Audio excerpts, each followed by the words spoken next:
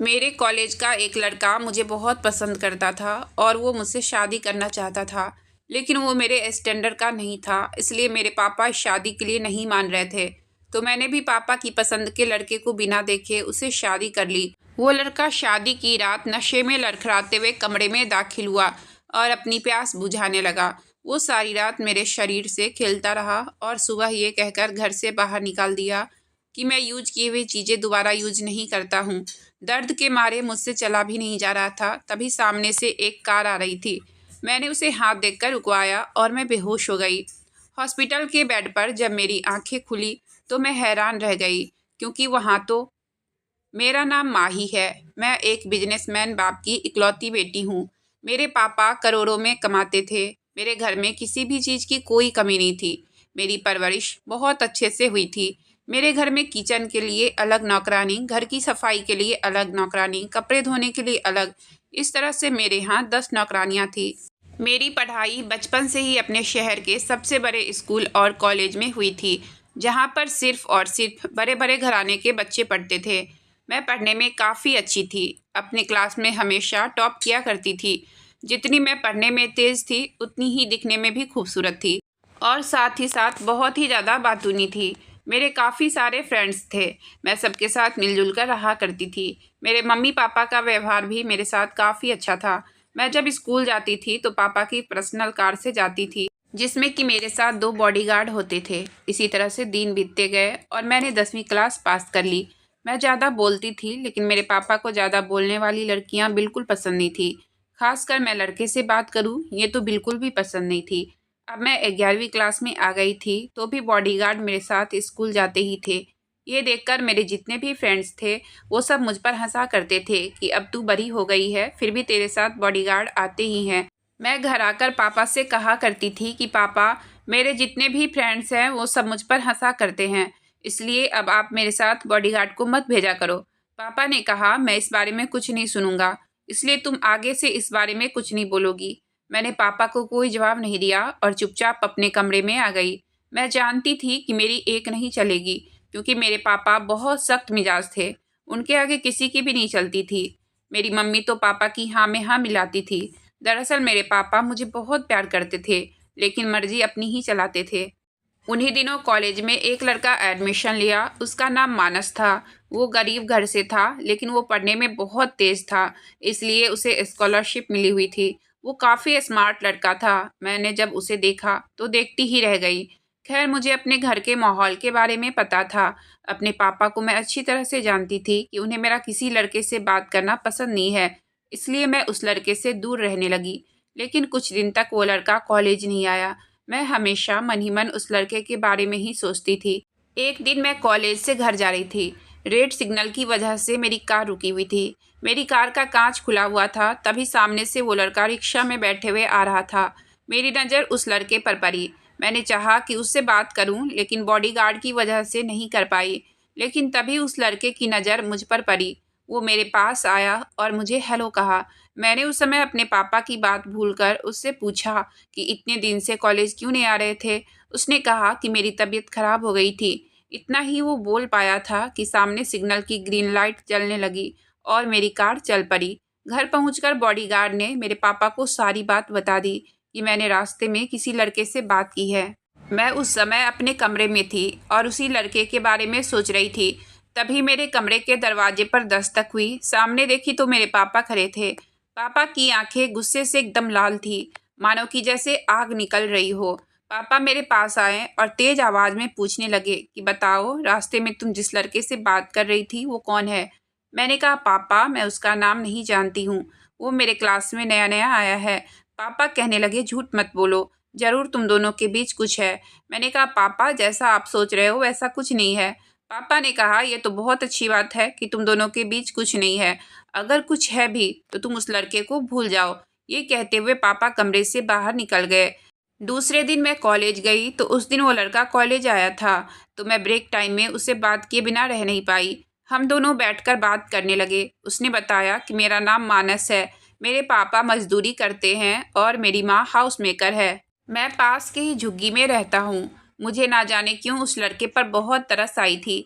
मैंने भी उसे अपने बारे में सब कुछ बताया कि मेरे पापा हैं तो बहुत ही अच्छे और बहुत बड़े बिजनेसमैन हैं।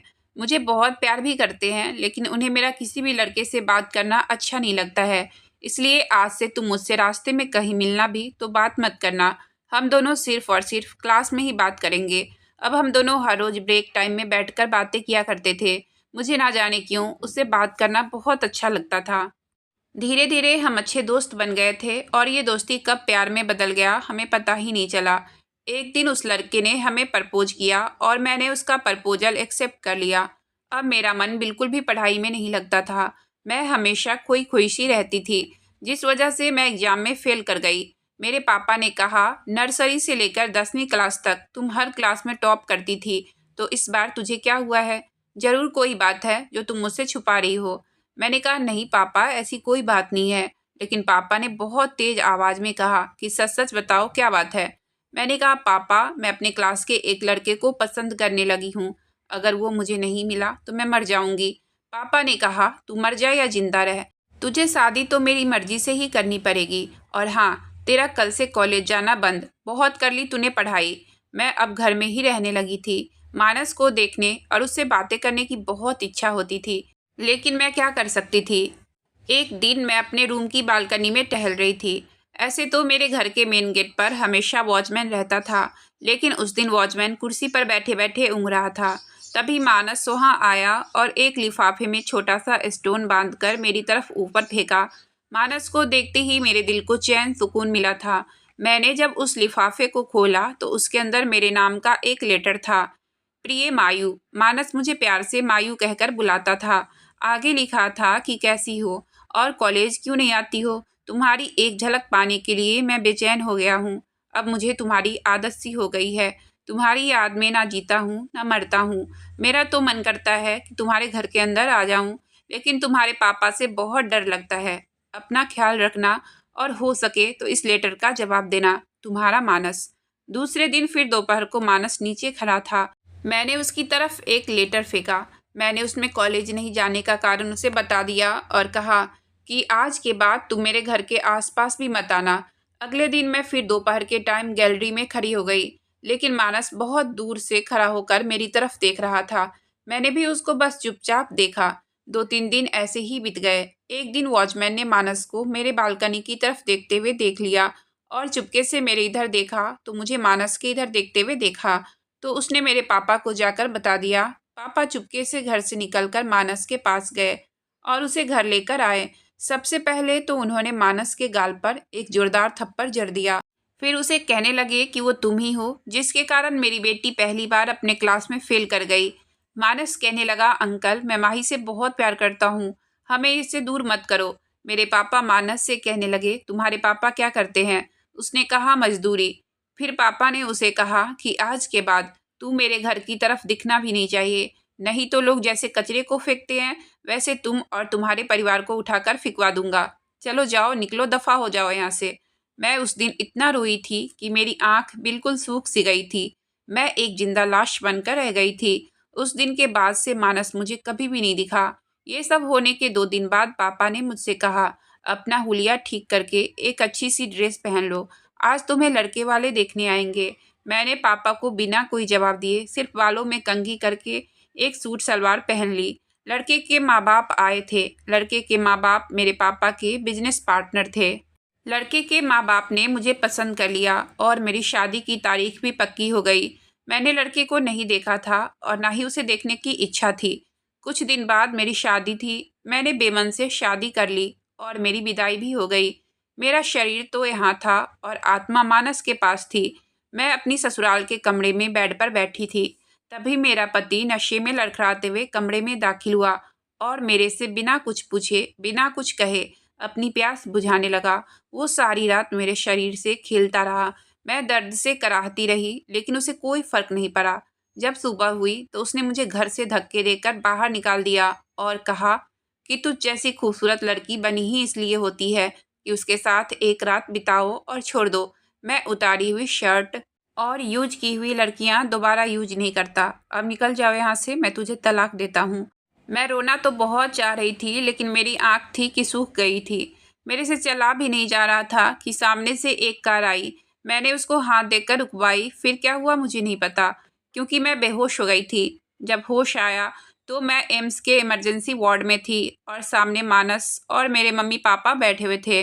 पापा मेरे पास आकर रोने लगे और मुझसे कहने लगे, बेटी मुझे माफ़ कर दे, मैं तुम्हारे लिए कोहिनूर को छोड़कर कोयले को पसंद कर लिया। वो लड़का एक सनकी है। ये बात उसके बाप ने मुझसे छुपाई थी। उसे लगा कि उसका बेटा माही के साथ ऐसा नहीं करेगा और सुधर जाएगा। उसने अपने बेटे को सुधारने की खातिर मेरी बेटी का बलि देना चाहा।